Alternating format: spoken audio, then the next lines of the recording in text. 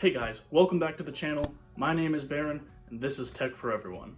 So immediately following my Galaxy S4 review, it occurred to me that it didn't make a lot of sense for me to talk about how this old phone, as good as it was, is no longer worth it in 2020, and then not go into more detail as to the viable alternatives. So that led me to the conclusion that it made a lot of sense to go ahead and do a review of this phone, the Galaxy J3.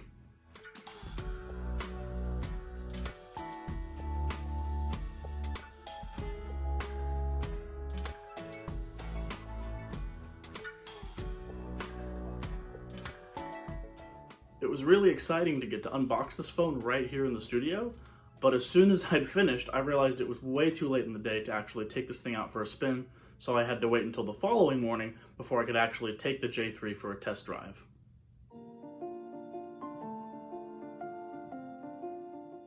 Good morning, guys. It's a new day, a new phone, and I'm really looking forward to taking this puppy for a test drive. So you know what that means, road trip.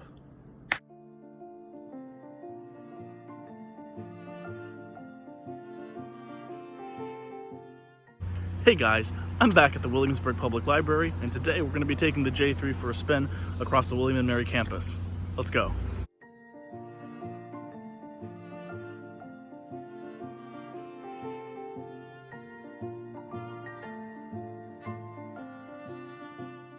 So in order to see how the J3 holds up in real-world use, I put it through the same few tests that I put the S4 through. Build quality, viability as a gaming phone, and I wanted to see how the camera held up as well. And right off the bat, the Galaxy J3 did a much better job with handling games. I was able to play Pokemon Go with relatively few stutters, and was actually able to catch Pokemon and walk around William & Mary campus, going to multiple Pokestops and playing the game thoroughly.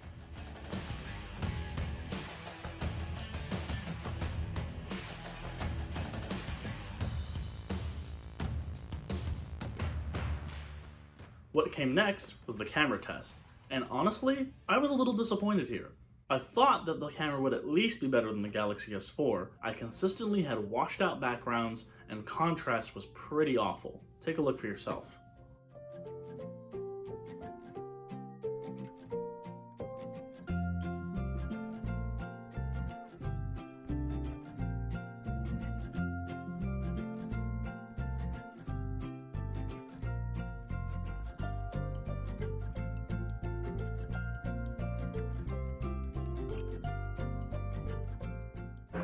So guys, I was out walking on this trail in William & Mary, and I looked over and I nearly jumped out of my skin because I thought that those were two people just chilling there that I had snuck up on.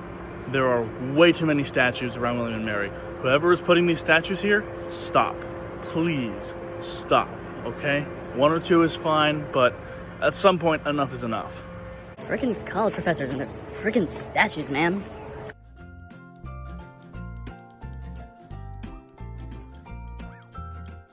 Now, that being said, would I recommend this camera personally? No. Is this camera usable? Absolutely. Who says that your shots have to be picture perfect? Most people just want to capture the moment.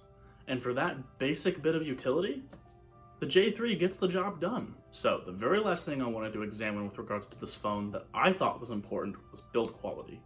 Right off the bat, something that is a double-edged sword when it comes to phones is a plastic back. In fact, it's removable, just like the S4, and you can actually pop out the battery if you need to in order to replace it once this one goes dead. This is something of a double-edged sword here. Having a plastic back that's removable and where you can take out the battery is really nice if you like versatility, and it makes repairing this phone or replacing a part pretty easy compared to most modern phones. However, the trade-off is you lose water resistance. And while granted, most of us aren't trying to take our phones in the swimming pool with us, it still is nice to know that if you splash some water on it or you drop it in a pond, your phone is going to be okay. I have no such confidence in the J3. Additionally, as I would with pretty much any phone that you purchase brand new today, I strongly recommend putting a case on the J3. That's why while I was out test driving this phone, I was using the Spec Candy Shell Grip.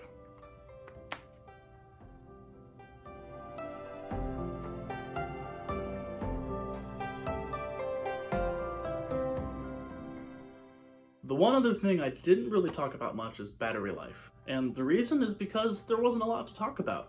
It wasn't anything spectacular, but the phone held up admirably considering the small size of the battery.